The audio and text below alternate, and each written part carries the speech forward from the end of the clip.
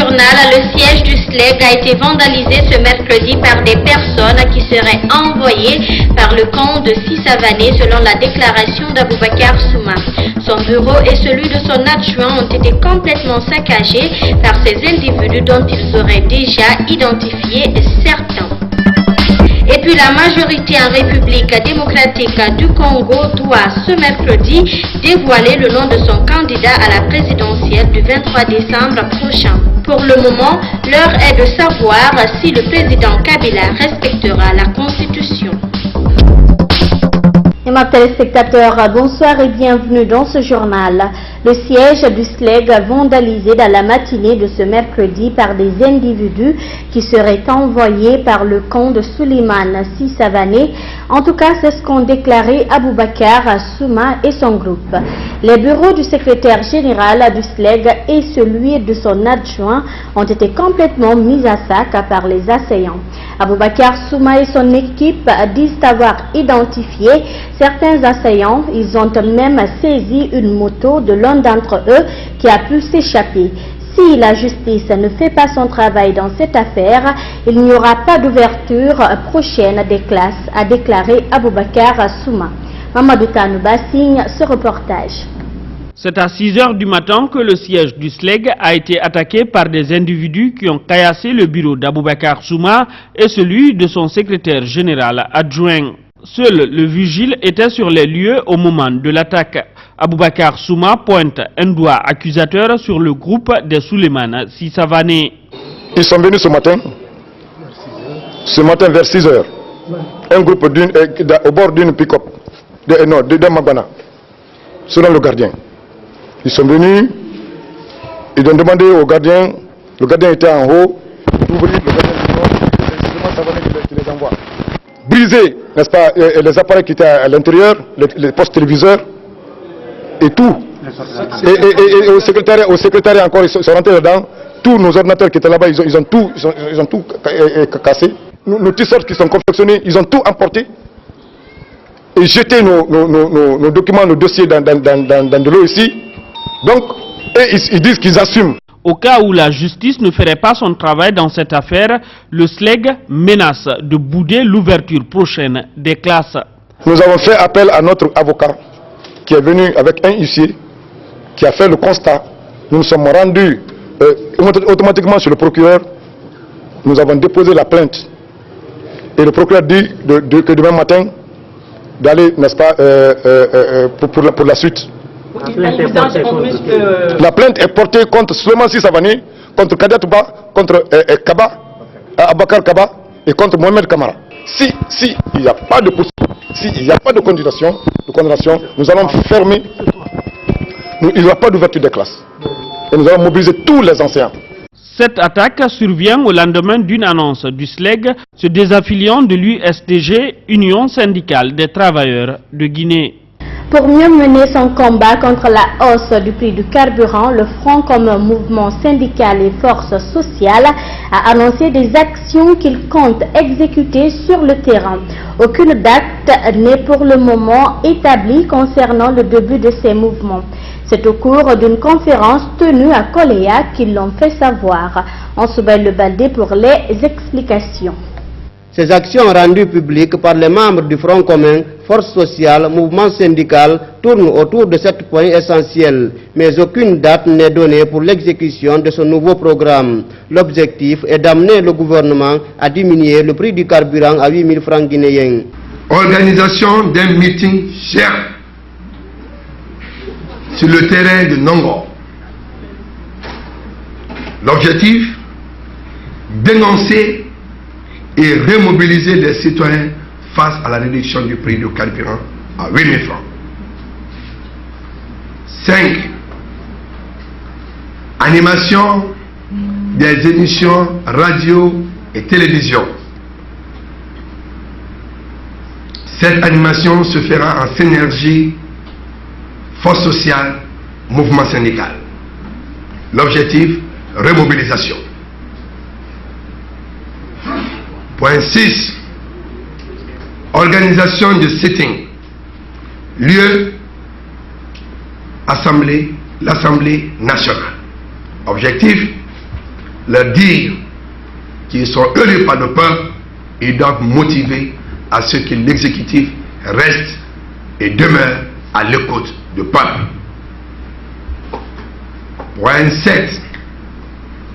Organisation d'une marche pacifique. Le secrétaire général de la COSATREG, lui, a expliqué les conséquences de l'augmentation du prix du carburant sur le panier de la ménagère. Et nous le savons que la pauvreté aujourd'hui a fini par installer son masque hideux dans tous les foyers. Nous ne pouvons pas croiser les bras. Il faut aller à l'assaut pour encore plus d'amélioration des conditions de vie des travailleurs. Les forces sociales et le mouvement syndical ont uni leurs forces autour d'un protocole d'accord signé très récemment. Les deux parties se sont accordées sur des points à respecter pendant cette période de combat contre la hausse du prix des produits pétroliers. Les parties s'engagent ensemble pour l'atteinte de l'objectif cité. En conséquence, elles poursuivront la mobilisation citoyenne en vue d'unir tous les fils et filles de la Guinée pour lutter contre toute forme d'injustice et soutenir les actions de développement durable dans notre pays. Les conférenciers n'entendent baisser les bras jusqu'à la satisfaction de leurs revendications auprès du gouvernement.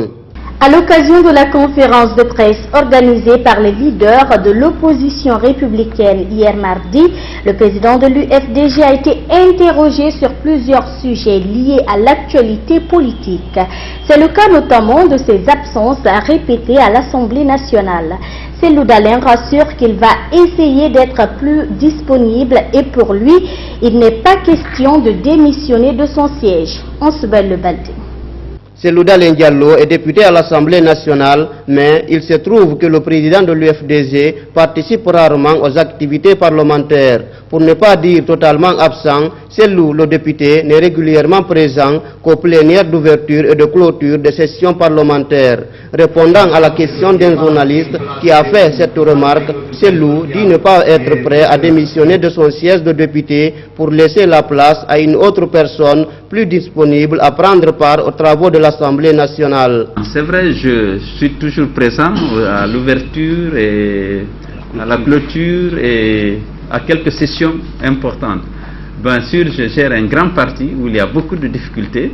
C'est pourquoi je vais décider que je ne serai pas président du groupe parlementaire, parce qu'il fallait qu'on repartisse la tâche. J'ai laissé cette fonction à Dr Fodé Ousfofana qui le fait très bien. Je suis pas toujours présent, mais je tâcherai d'être un peu plus présent aux sessions du Parlement. Parce que je suis quand même député. Ce n'est pas la peine que je démissionne. Je vais faire l'effort d'être plus présent. Plusieurs autres questions ont été posées au président de l'UFDG au cours de cette conférence de presse organisée par l'opposition républicaine. C'est notamment la rumeur sur laquelle Cellou avait tenté de corrompre l'ancien président de la transition, Sekouba Konaté, pour gagner l'élection présidentielle de 2010. Moi j'ai 44%, Alpha a un score minable de 18%, je n'avais aucun doute que j'ai gagné. Je n'avais pas besoin de corrompre le général Sekouba. Pour moi, vraiment, avec le soutien de Sidi Aïdo Abessila, en 2010, il n'y avait aucun moyen, sauf cette fraude massive qui a été organisée. Ses relations actuelles avec le président de la République, Cellou, s'est aussi exprimé. On a des moyens de communication, on communique par l'intermédiaire de médiateurs attitrés qui existent, parfois par texto. La communication n'est pas complètement rompue avec le président. Parfois, ce n'est pas toujours facile, mais il est au courant de ce qui se passe et de mes frustrations et des décisions que l'opposition prend. C'est la toute première conférence de presse qu'a organisée l'opposition républicaine après le départ dans ses rangs de son désormais ancien porte-parole Aboubakar Sylla. Un tout autre sujet à présent, la radio Renaissance FM a été victime d'une attaque à main armée dans la nuit de vendredi à samedi. Bilan, 65 millions et des appareils ordinateurs importés. Les responsables de cette radio communautaire se disent touchés par cet acte et ont engagé des poursuites contre les assaillants non encore identifiés. Alfred Matsouré. 68 millions de francs guinéens, des appareils ordinateurs et des portes défoncées, tel est le bilan d'une attaque à main armée enregistrée chez nos confrères de la radio communautaire Renaissance FM 6 à Koloma.